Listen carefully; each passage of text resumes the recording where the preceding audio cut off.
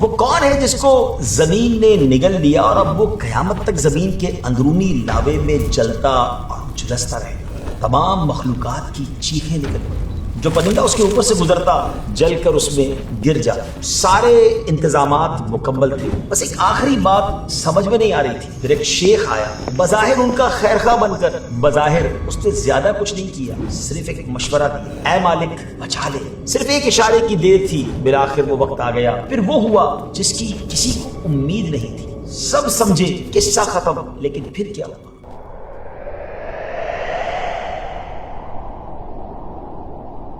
السلام علیکم ورحمۃ اللہ وبرکاتہ۔ ناظرین، اللہ پاک کے پیارے نبی حضرت ابراہیم علیہ السلام کی قوم کے لوگ اپنے گمراہ باپ داداؤں کی پیروی میں بتوں اور ستاروں کی پوجا کرتے تھے۔ ان میں سر فہرست حضرت ابراہیم علیہ السلام کا چچا آزر تھا، جو کہ بت پرستی اور بت سازی یعنی بت بنانے کے ساتھ ساتھ بتوں کی تجارت بھی کیا کرتا تھا۔ اس وقت کا بادشاہ نمرود بھی اپنے خدا ہونے کا دعویٰ کرتا تھا اور لوگوں سے زبردستی اپنی عبادت کرواتا تھا۔ یہاں نمرود کا ذکر ہوا تو آپ کو بتاتے چلے کہ دنیا میں کل 4 بادشاہ ایسے گزرے ہیں جنہیں پوری دنیا کی بادشاہت ملی۔ ان میں سے 2 مومن تھے اور 2 غیر مسلم۔ مومنوں میں حضرت سلیمان بن داؤد علیہ السلام اور حضرت ذوالقرنین رضی اللہ تعالیٰ عنہ تھے، جبکہ غیر مسلموں میں ایک بخت نصر تھا اور دوسرا نمرود تھا۔ نمرود کی بادشاہت 400 سال تک رہی اور یہ اپنے وقت کا بہت بڑا بادشاہ تھا، لیکن باغی و سرکش اور انتہائی جابر و متکبر شخص تھا۔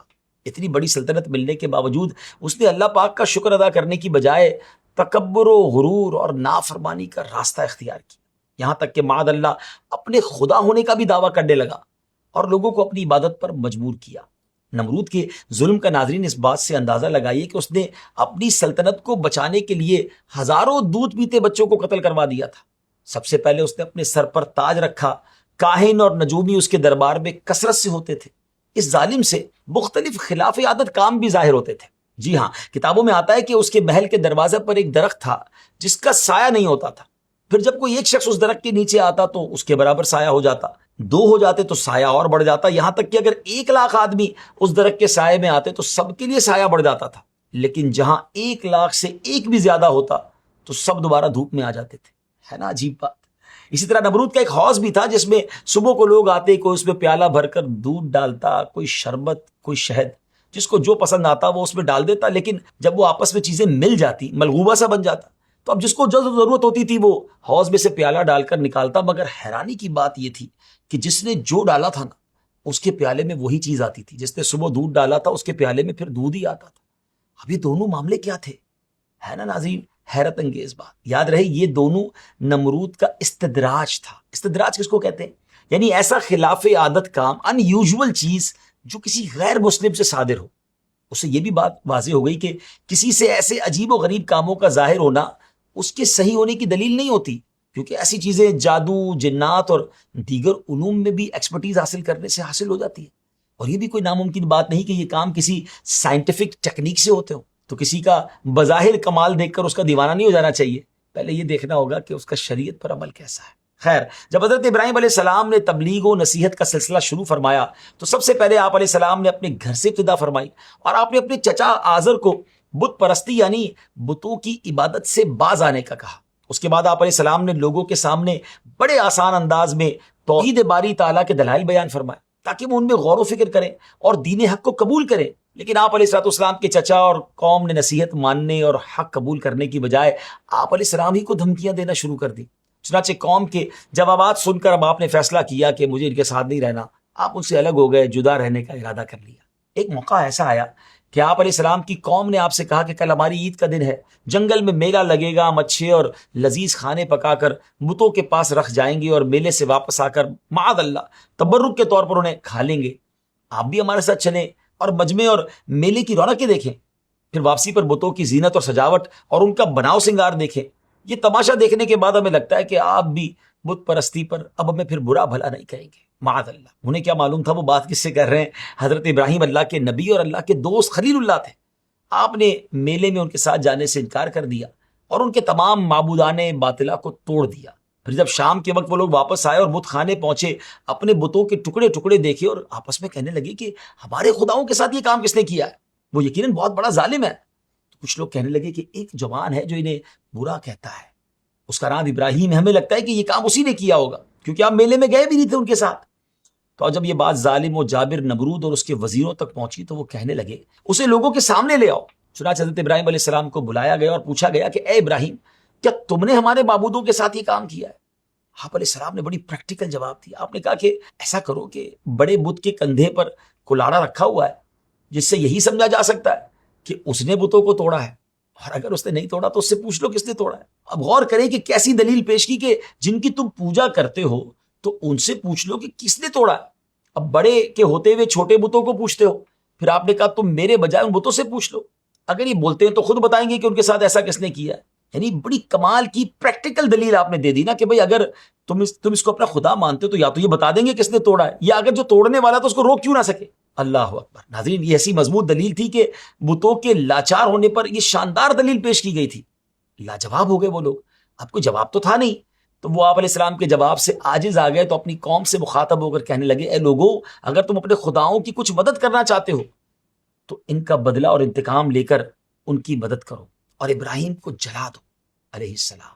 اب کہتے ہیں دلیل سے جب کوئی بندہ نہیں مانتا تو پھر بعض اوقات وہ اٹیک پر آ جاتا ہے۔ جب نمرود اور اس کی قوم آپ علیہ السلام کو جلانے پر متفق ہو گئی تو انہوں نے آپ علیہ السلام کو ایک مکان میں قید کر دیا، اور پھر کوسی نام کے ایک گاؤں میں پتھروں کی ایک لمبی چوڑی 4 دیواری بنائی اور سب لکڑیاں جمع کرنے میں لگ گئے۔ اعلان ہو گیا، اب بڑے جوش و خروش کے ساتھ ایکٹیولی اس کام میں لوگوں نے حصہ لیا، مرد ہو یا عورت، جوان ہو یا بچہ، بوڑھا، تندرست، بیمار، سب کے سب بڑی عقیدت کے ساتھ لکڑیاں جمع کرنے لگے۔ یہاں تک کہ عورتوں نے منتیں ماننا شروع کر دی کہ اگر میرا فلاں کام ہو گیا تو میں ابراہیم علیہ السلام کو جلانے کے لیے اتنی لکڑیاں ڈالوں گی۔ بیماروں نے شفا کی منت مانگ لی، غریبوں نے لکڑیاں خریدنے کے لیے خصوصی مزدوریاں کی۔ اللہ اکبر۔ اس کے علاوہ نمرود کی طرف سے فوج اور پولیس بھی اسپیشلی اس کام کی ڈیوٹی پر لگا دی گئی۔ کتنی لکڑیاں جمع کی گئی؟ 40 دنوں تک لکڑیاں جمع کی گئیں۔ فوج اور پولیس نے جنگلات سے لکڑیاں لادنے کے لیے، لکڑیاں لانے کے لیے گھوڑوں، اونٹوں، خچروں اور گدھوں کو جمع کیا۔ اب اللہ کی شان دیکھیں کہ گھوڑے، اونٹ اور گدھے نمرودیوں کو اپنے اوپر لکڑیاں لانے ہی نہیں دے رہے تھے۔ جب وہ لکڑیاں لا دی جاتی وہ لکڑیاں گرا دیتے، مار کھاتے تھے، پھر بھی اپنے اوپر لکڑیاں رکھنے نہیں دیتے تھے۔ مگر جس کو عقل ہو اس کو یہ اشارے سمجھ آتے ہیں۔ بہرحال بزرگان دین فرماتے ہیں کہ اس دن سے گھوڑے کو شاہی اور مجاہد کی سواری بننے کی عزت دی گئی، اور اونٹ کو ریگستان کا بادشاہ بنا دیا گیا، اور ساتھ ہی براق زمینی کا لقب بھی دیا گیا۔ خیر، لکڑیوں کے ڈھیر بنتے رہے اور بالآخر اتنی لکڑیاں جمع کر لی گئیں کہ 1 میل کے لمبے چوڑے میدان میں 60 گز اونچا لکڑیوں کا ایک پہاڑ بن گیا۔ جی ہاں، ماؤنٹین آف ووڈ بن گیا، جس میں ہر قسم کی لکڑی اور ہر قسم کا تیل اور روغن ڈالا گیا۔ 7 دنوں تک اس کو ہر طرف سے آگ لگا دی گئی۔ ناظرین، آگ کی تپش اتنی تھی کہ اگر کوئی پرندہ اوپر سے گزرتا تھا نا تو وہ بھی جل کر بھن کر اسی آگ میں گر جاتا تھا، یعنی گویا نو فلائنگ زون تھا۔ کتابوں میں آتا ہے کہ اس آگ کے شعلے 100 گز تک بلند تھے۔ خیر، آگ جلانے کے بعد اب نمرودی دور کھڑے حیران و پریشان تھے کہ اس آگ میں حضرت ابراہیم علیہ السلام کو ڈالیں گے کیسے، کوئی قریب تو جا نہیں سکتا۔ ان کی اس ٹینشن کو دور کرنے کے لیے ابلیس ایک شیخ کی شکل میں آیا اور انہیں منجنیق، کیٹاپلٹ جس کو کہتے ہیں، بنانے کی ترکیب بتائی، اور پھر اسے استعمال کر کے آپ علیہ السلام کو آگ میں ڈالنے کا، آگ میں تھرو کرنے کا طریقہ بھی سکھایا۔ ابلیس سے سیکھ کر پھر اسی کردی نے منجنیق بنائی جس نے آگ میں پھینکنے کا مشورہ دیا تھا۔ روایتوں میں آتا ہے کہ کچھ زمانے کے بعد اس کردی کو زمین نے نگل لیا اور تا قیامت زمین کے اندرونی لاوے میں وہ جھلستا اور جلتا رہے گا۔ روایت میں آتا ہے کہ حضرت ابراہیم علیہ السلام کو باندھ کر منجنیق میں رکھا گیا تو جنات و انسان کے علاوہ زمین و آسمان کی تمام مخلوقات، تمام فرشتے چیخیں مار مار کر بارگاہ خداوندی میں عرض کرنے لگے کہ مولا، زمین پر اس وقت تیرا ایک ہی بندہ، تیرا خلیل ہے، کافر سے آگ میں ڈالنے جا رہے ہیں۔ اے اللہ، اگر تیرا یہ بندہ نہ رہا تو زمین پر تیرا نام لینے والا کوئی نہ رہے گا، اور زمین ذکر الہی سے خالی رہ کر تباہ و ویران ہو جائے گی۔ اگر تیری اجازت ہو ہم اس کی مدد کریں۔ اللہ کی طرف سے جواب آیا کہ اگر وہ تم سے مدد مانگے تو ضرور اس کی مدد کرو، مگر ہم جانتے ہیں کہ وہ تم سے مدد نہیں مانگے گا، وہ میرا خلیل ہے، میں اس کا معبود ہوں، میرے سوا اس کا کوئی معبود نہیں۔ ناظرین، پھر حضرت ابراہیم علیہ السلام کے پاس باری باری فرشتے آئے۔ پہلے بارش کا فرشتہ آیا اور منجنیق میں بندے ہوئے حضرت ابراہیم علیہ السلام سے عرض کی کہ اگر آپ حکم دیں تو آگ پر اتنی بارش برساؤں کہ آگ بجھ جائے۔ آپ نے فرمایا مجھے تم سے کوئی حاجت نہیں۔ پھر ہواؤں کا فرشتہ آیا، عرض کی حضور اگر حکم ہو تو ہوا چلاؤں کہ آگ بجھ جائے۔ آپ علیہ السلام نے اسے بھی جواب یہی دیا کہ مجھے تم سے بھی کوئی حاجت نہیں۔ نمرودیوں نے اب آپ علیہ السلام کے ہاتھ پاؤں باندھ کر آپ کو منجنیق میں رکھا، پھر 10 آدمیوں نے مل کر منجنیق کو تیزی سے گھمایا اور آگ کی طرف آپ کو اچھال دیا، جیسے کمان سے تیر یا غلیل سے پتھر پھینکا جاتا ہے۔ آپ علیہ السلام اب آگ کی طرف اڑے ہوئے چلے جا رہے ہیں۔ راستے میں حضرت جبریل علیہ السلام ملتے ہیں، عرض کرتے ہیں کوئی حاجت ہے؟ آپ نے فرمایا ہے، مگر تم سے نہیں ہے۔ تو کہا پھر رب سے تو عرض کر دیجئے نا۔ آپ نے فرمایا رب جلیل جانتا ہے کہ اس کا خلیل کس حال میں ہے، اسے کچھ کہنے اور بتانے کی ضرورت نہیں ہے۔ ناظرین، اس کے بعد کیا ہوا؟ حضرت ابراہیم کو اس آگ میں ڈالا گیا کہ جس آگ کے اوپر سے پرندہ بھی نہیں گزر سکتا تھا۔ ایسی آگ نے آپ کے ساتھ کیا کیا، اور اگر وہ بچ گئے تو کیسے بچے؟